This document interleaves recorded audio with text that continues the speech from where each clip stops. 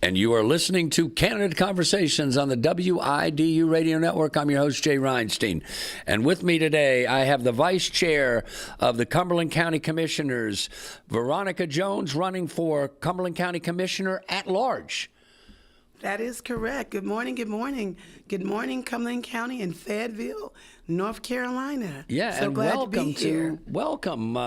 We have known each other for a while, so looking forward to this conversation. So if you could start, what do you see? This is you've already won, this is your first term, you're running for a second term. What is the biggest single challenge facing Cumberland County right now, and what specific role should the county commission play in addressing that? Well, thank you so much. First, let me say thank you, Jay, for allowing me to be here. Also, thank you to Wes Cookman, Sandy Cookman. They're doing great things here at WIDU for our community. And to answer your question, quality of life is very important. It's not just one specific thing. It's an entity of a collaborative of things. Yep. So I would first start by saying clean water infrastructure, making sure that of our community, Cumberland County and Fayetteville, has clean water. There's also that if we want to make sure that our educational system is being funded correctly and up to that at the part of where our teachers can make a positive difference on the students' lives and the students can get that of what they need. And no doubt, economic development, mental health. So it's really a combination combined of one, not just one thing, but a filter of things together. So sometimes the challenge is how can we connect and make sure that we are equally making sure that all of those areas are being provided in a time quality manner what they're in need of. So I would basically say, like I stated before, I emphasized this when I ran in 2022, it's really about quality of life. Yeah. That's not just the theme, that is really what we're focusing on here. And so when you speak of quality of life, we are that of a diversity community, we are a military community, and just assuring that, again, all of those areas and needs are met when you talk about education, when we talk about infrastructure, when we talk about that of mental health. So it can sometimes be a challenge. You know, the budget fundings for the county, no doubt, filters down from the city. We are human health services. What I mean by that, the difference in the city and the county, when you talk about education, when you talk about healthcare, we serve on the board of trustees for Cumberland County of Cape Fear Hospital. Anything that filters when it comes to human services, which really impacts the day-to-day life of our citizens, it can be a challenge to make sure that we are properly budgeting and making sure that in a time manner that those areas are significantly being impacted in the rate that they need to be. So that can be I would say that can be what the challenge is. Understanding that one is no greater than the other. They all matter. Right. Healthcare matters. Education matters. Quality of life, because that's going to be the circle. If you take a big round circle and you say that's the foundation, so all of those areas are equally important. So the challenge is making sure when we look at the budget and making sure that when we are having a positive impact, that we're doing so in those areas and no area is being left behind. Thank you so much. Again, we're talking to Veronica Jones, Vice Chair, Cumberland County Commissioners, running for re-election at large.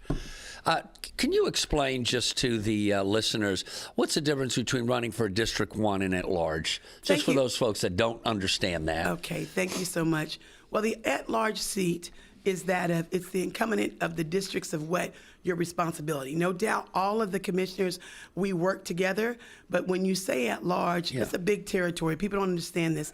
That means that the citizens that get to vote for you on the flip side, on the city side, everybody votes for the mayor. Well, on the county side, everybody votes for at large. So at large incumbents, all the inside territories of Cumberland County, which is all of the Fayetteville district, but also the outskirts, such as Hope Mills, Spring Lake, Vander, Wade, Stedman. So that's the difference. When you run for a district seat, individuals in that particular district, District 2, for instance, on the county side, is quite large. So we have on District 2, we have no doubt 3 representatives. In District 1, of which is running on this cycle, we have 2 representatives because the county's a big, perspective, a large perspective. So that would be the difference. And to simplify it, just as that of when you are on the city side, everyone votes for the mayor. Right, On the right. county side, it's the same concept. Everyone would vote for those at large because that means we are encompassing all of that of District 1, District 2, and even bigger, broader perspective in those smaller multiple municipalities of which I just Yeah, mentioned. no, that's good. And I think just to educate people, because not everyone knows that. Absolutely. Let's talk a little bit about growth and development. Cumberland County is growing, it's changing. How is there a balance, or how do you balance the economic development with protecting neighborhoods and the quality of life? Is there a way you can really focus on balancing those? Absolutely, there is. And the thing that I would say most, as a matter of fact, we just had one of our board meetings last night, and we had citizens from Stedman that came to voice their concerns about, again, water infrastructure and education. And so how we go about balancing that is making sure that we are listening to our constituents, making sure, because we vote, we work for them, making sure that we understand their needs. If you live out, I'm gonna use that example, in Stedman or Eastover or Grays Creek, you move there for a purpose and reason. You like the more rural area. Right. You don't want necessarily, you want growth, yes, but your idea of growth, no doubt, you might not be interested in a whole bunch of apartments and subdivisions going up. So understanding the geographic locations here in Cumberland County, understanding your community and your citizens of why they are moving in the areas that they move in, that's number one, how you keep that balance. Yeah. You know, individuals, of course, that want more, apartment living or that of close convenience to the being able to get 5 minutes from the mall. You move in geographical locations based on the needs of what you feel is best for your family. So how we keep that balance is making sure we understand the geographical locations, such as Grays Creek, Stedman, such as that in the inner cities of Fayetteville State or near universities, of that of understanding that people move in areas of locations based on the need of what and how they want that growth to be. Right. If they want to be around a lot of stores, or if they just want more quiet area. So how you balance that out is in our planning and development, of which is why it's important to understand about permits. We have a responsibility and duty when things come before us. We have to make sure that when we put up buildings, no doubt, and we want growth of stores and everything to come, is it, though, reasonable? That's why when you come to our meetings and you'll see a lot of permits when it comes to building and inspections, our job responsibility is to make sure, is it reasonable around the environment of which they're asking for these permits? Because we understand that, like I said, that's how you keep balance. Being knowledgeable and understanding that people pick their locations of where they live or even their businesses based on that of the need of what they want to consider to be a quality of life, family environment for them. Yeah, thank you. And just a very quick follow-up. You have meetings. How often are your commission meetings? Well, actually, our regular meetings, we meet the first Monday of every month at 9 o'clock. Okay. And then we also have our evening meeting, which is on the third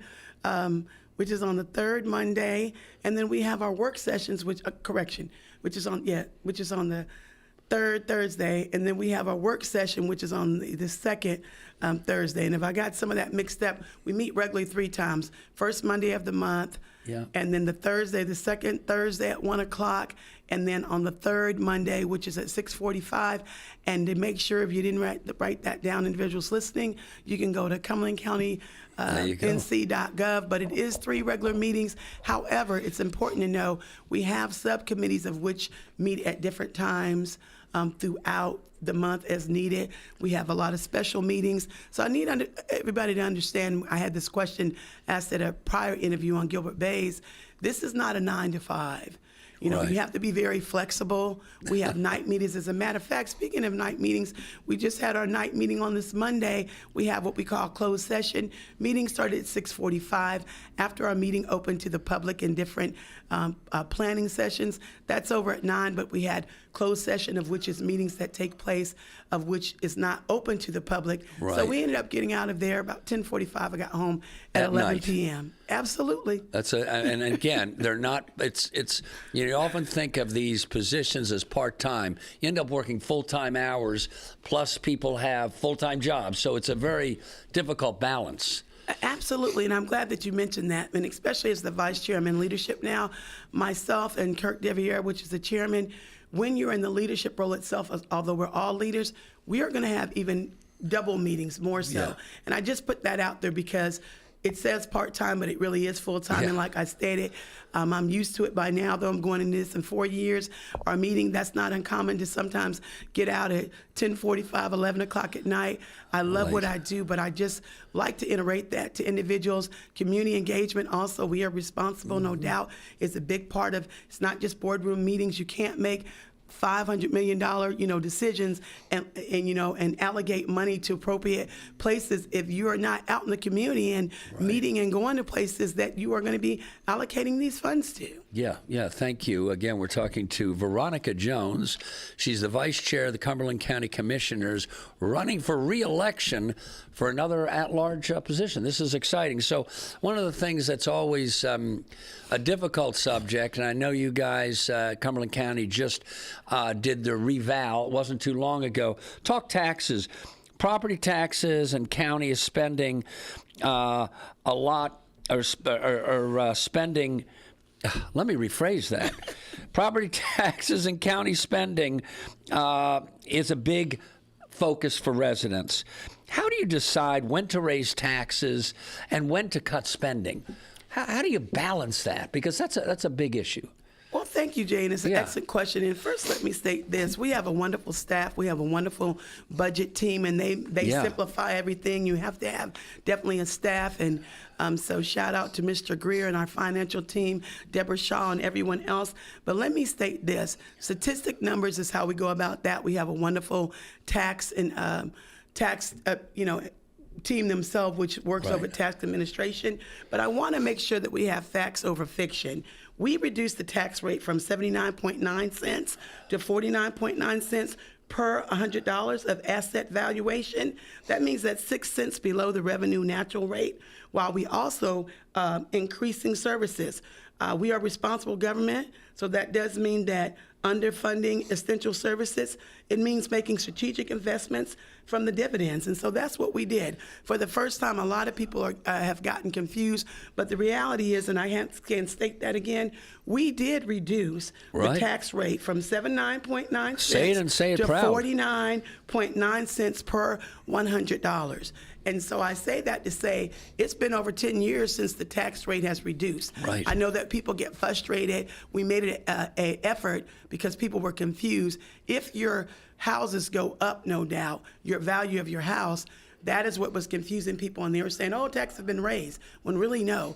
Taxes were not raised. Tax rate was actually reduced. And we even went a step further, because it is important under this leadership, as myself, as the vice chair, we want to educate people from facts, not from fiction, of which is why we had several town halls to ensure people, again, when the tax rate was lowered from 79.9% to 49.9 cents. When you have town halls, and we actually made an initiative that our tax department went out, our representatives, into the community.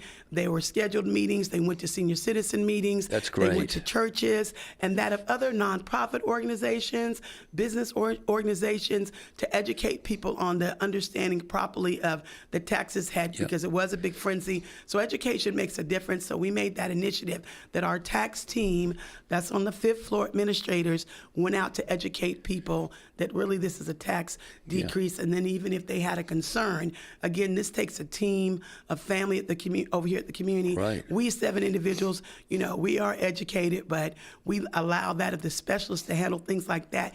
And then we take that initiative, working together as a team at the county, to ensure that education to the public, that of what our tax team did. So again, I'm very proud of the fact that we lowered taxes that have not been lowered in a long time, and we took that extra initiative step. That's why leadership is important, to make sure that the citizens were educated on that, because things can get confused, numbers can get complicated, and so we made sure that town halls, we went out to the community, meaning we, the Cumberland County team, on our team administrators that serve on the 5th floor. I think that's great. It speaks to education, educating the community, and transparency. You're letting folks know what's happening and when it's happening. And anytime you're talking taxes or financial stuff, it can get very confusing. So thanks for that explanation. Let's talk public safety a little bit, community trust. Public safety includes, of course, law enforcement, emergency services, and community trust. What does the county commission do well when it comes to those areas, and where can you maybe improve a little bit?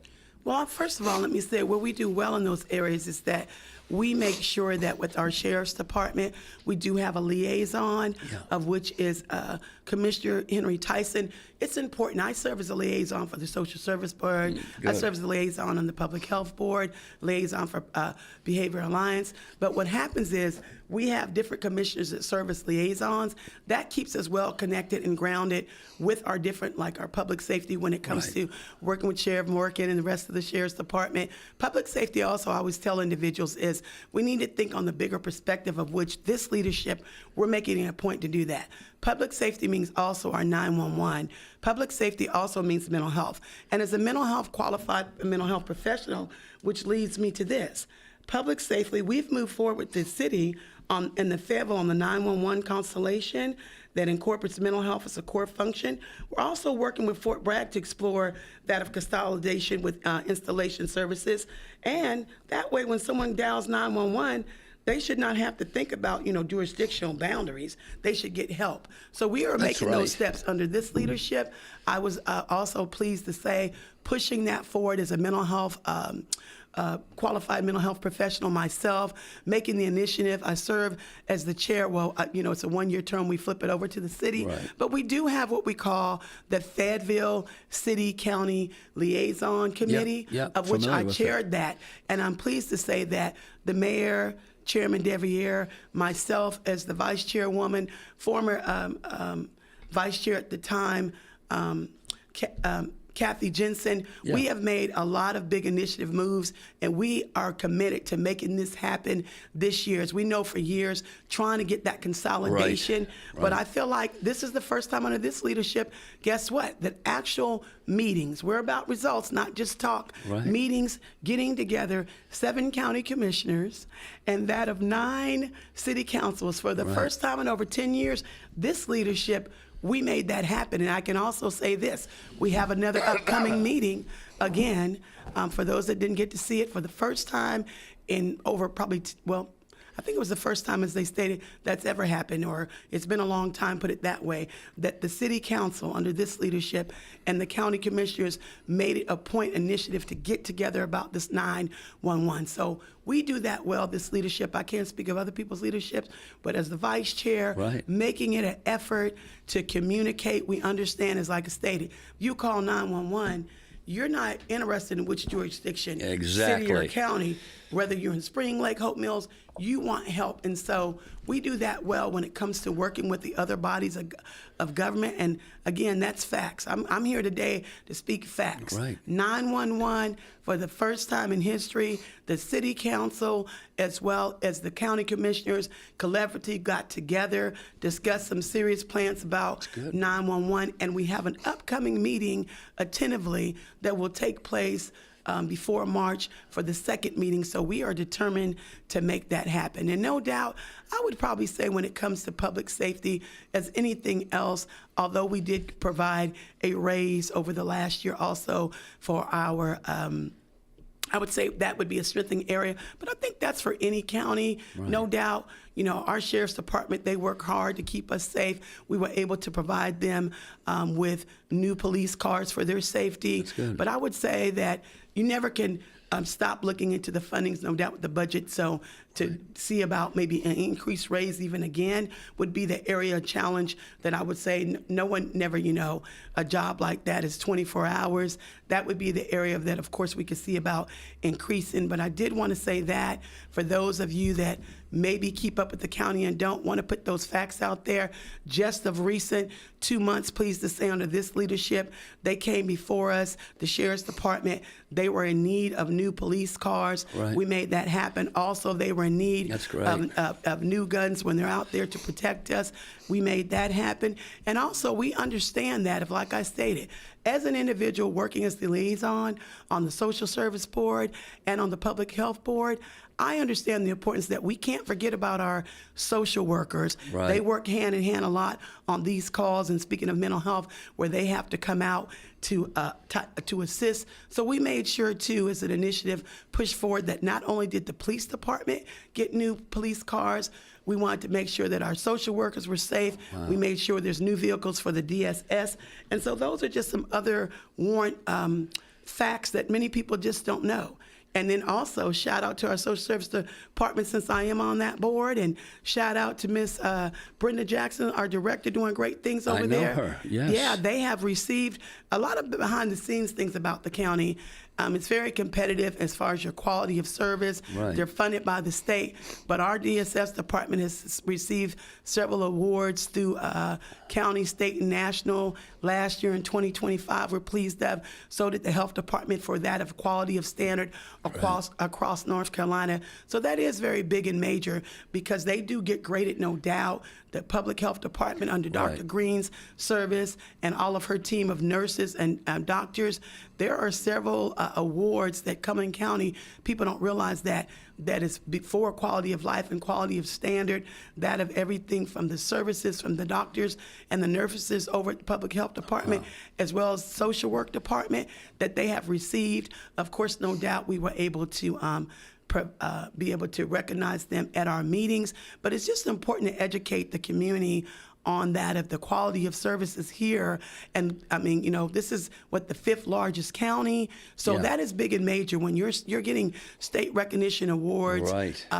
Here in Cumberland County for that of quality of services, for that of departments that do a lot for our community.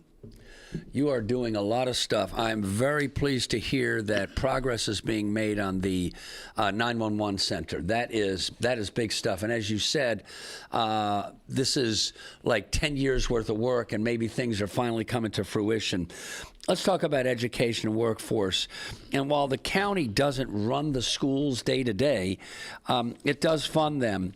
What is your responsibility to students, teachers, and the workforce development folks as a county commissioner? I'm glad that you mentioned that. And before I move on, though, I did want to say, because mental health is important in the school system as well as overall, we also did commit to spending $30 million towards mental health diversity facilities where someone is experiencing a major crisis. That filters into education, because many times, as I state to people, our youth and this, have to be looking out for, and therefore we fully funded the school system, because again, mental health impacts our students, and it also impacts that of our, like I said, our teachers. So what we are doing, and I'm glad you mentioned that, our job and responsibility, because we do have a Board of Education, right, and we also have elected officials that are on the Board of Education. So really our job is to be that of a support. People get that mixed up. I'm just going to throw the elephant out the room when it comes to E. Smith. We have the responsibility to fund the school system, of which we did. We fully funded the school system for the first time in over 20 years to 100% of their asking. So we like to be in support of Dr. I was going to say Conley, but it's now. Right, he's now gone. Yeah, he's now gone. But our new superintendent, excuse me for that. And so what our goal and responsibility is exactly just that: to fund the school system, to entrust and to have meetings with the Board of Education, and to entrust that the elected school board members will make the right choice of decisions. Right. Now, E. Smith, no doubt, when we do fundings, it is sometimes a joint collaboration of decisions, but I want to make that very clear: facts over fiction. Some people seem to think that we have the authority completely and totally to make that decision, but that's just, I'm gonna be honest with you, that's just not true. Right. Are we working collaboratively, joint effort with the school board? That's what you elected them for. Yes, we are. And again, for the first time in over 15 years, we fully funded the school system completely with over $500 million. And that includes $103.7 million. Want to get the facts straight. You are about the facts. I am, because we got to make sure people know, under this leadership, 103.7 million operational funding. That's a 14% increase for teacher supplements. My mother's a teacher for 36 years on Fort Bragg. I was pushing the initiative. I know the importance of teacher supplements and support the staff. We also include a $300 million to address a $680 million maintenance backlog. So we are working hard. This leadership, can't speak about anyone else. And I want to make it clear too. Also, $160 million for new school instruction for over the next 7 years under this leadership we put in place. Right. And that's the perspective. At the end of the day, we have, school construction counts and matters over 100 counties. And that's, reality. So our single most business things was to make sure, when it goes back to safety, that we funded supplements for teachers, 100%. We want to make sure the construction, because it goes back to, like you stated, I was saying also, quality of life and safety. We made sure that, that those schools have what they need. But I just wanted to get that clear. We are concerned. We know that E.E. Smith is in need of a new school, but facts over fiction. This is not just something the county commissioners can just run with. It is a collaboration effort. We trust and respect. You have elected your, just like you elect commissioners, you elect individuals to represent the school system board members. So we do work with them. We, same way we stay in our lane and they stay in theirs, and joint effort to work together. We're not here to try to override the elected officials that you elected to support and represent the school boards. Currently of the Cumberland County Board of Commissioners, running for re-election at large. Very exciting. This would be her second term. Final question, Ms. Jones. Oh, and before I forget, I'm going to ask you why people should vote for you on March 3rd in the primary, but just talk just a little bit about that exciting stuff with the grants that you mentioned to me earlier, because you did not mention that, and that's important stuff. So I'm giving you a few minutes here to talk about that before we wind it up. And thank you so much, because definitely Boots on Grounds are nonprofit organizations. As the chair of the ARP committee, which stands for American Rescue Act, I want to make it known that I pushed a new initiative, and I'm so excited about it. $1.58 million. We were able to give out 69 grants to local nonprofits. And I want to make this clear. There used to be grant money, of which in the past that came from ARP money. That went away. Those fundings were allocated during the COVID years. But I, as a nonprofit owner, understand the importance of our nonprofits, their boots on ground. So I created, I'm very proud about that. I pushed hard with the support of our other commissioners to state that we need to take money out of our general fundings. Just because state and federal money has went away doesn't mean that this is not important. So the creation of a Cumberland County Community Grants, of which we awarded 69 grants, $1.5 million was put into that money. I had it to where I worked with the staff. They let me take the lead on that as the chair. We broke that down into 5 different areas that people could apply. And that was areas of, if you had a nonprofit for healthcare, faith-based programs, cannot forget about our churches. That have also, if it was for, like, instance, if you had a safety group where you were doing things for safety in regards to working with mental health, or that of even, I wanted to make sure we included that of our EMTs and our health departments and our fire departments, and they were able to get fundings for that as well, and our arts and culture. So definitely $1.58 million, 69 grants were able to be given to our nonprofits. Very proud that that is something that I did create and implement, and I need leaders to understand that. We do get federal, no doubt, and state fundings. But when those go away, you need leaders such as myself that can be creative and understand that from our general fundings, if this goes away and filters down from what they put in place, does it matter enough? And I felt it did matter. I know it did, to create and have the support of the rest of the team. And I made sure, I'm very proud of that. It's something I spearheaded, and made sure that $1.58 million was given to our 69 nonprofits. That's great. So finally, why should people vote for you, and how do we get more information on Veronica Jones running at-large re-election Cumberland County Commissioner? Well, Jay, thank you for that question. I feel you should vote for me for the fact I'm all about quality life. And just as everything I just stated, I'm going to come with the facts. I'm going to advocate for you for safe water, clean drinking water, mental health needs, unhoused. We didn't get to that, but I'll also get to that in another time. But if you are looking for a leader, as I just stated the facts, that's going to move forward and advocate for you with facts, not fiction, but talking with results, clean water. We've already dug the wells in Grays Creek. The other meeting the other night, if you all have seen, I initiated and said, let's get some town halls out here for Cedar Creek, and the board agreed with me. Let's get some town halls out here, education, for we're not going to leave anybody behind. For Stedman, that's the next move. That was a meeting yesterday. So you should continue to vote for me if you want someone to advocate for quality of life that's getting it done, facts, results, not just talk. This leadership has funded the schools, and I'm that leadership, myself and Ms. Kirk Devier and the rest of the individuals. If you want things to continue to progress with clean water, I'm the lady for the job. If you want things to continue to progress with mental health, I'm the person for the job. And definitely, I don't want this to be a one-time thing. We pushed hard. We funded the school system. We're about the facts, results, not just talk. That's why you should vote for me. I feel my record, and just like I stated, nonprofits for the first time, one grant went away. I made sure we came forward with a new one that I created called the Cumberland County Grant, and 68 grants were given, 1.58 million. So vote for me. If you want results, you want continuous facts, then vote for Veronica Jones. You can reach me at www.veronicajonesnc.com.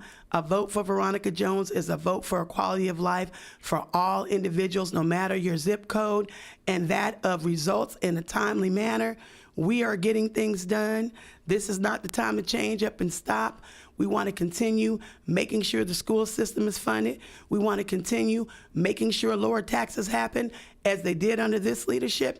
And we definitely want to make sure we continue collaboration with the other bodies of government as that's happening under this leadership as well. Veronica Jones, continue to keep me for your county commissioner at large, vice chairwoman. Thank you so much for joining us today, Veronica Jones. We really appreciate your time. Again, you've been listening to Candidate Conversations on the WIDU radio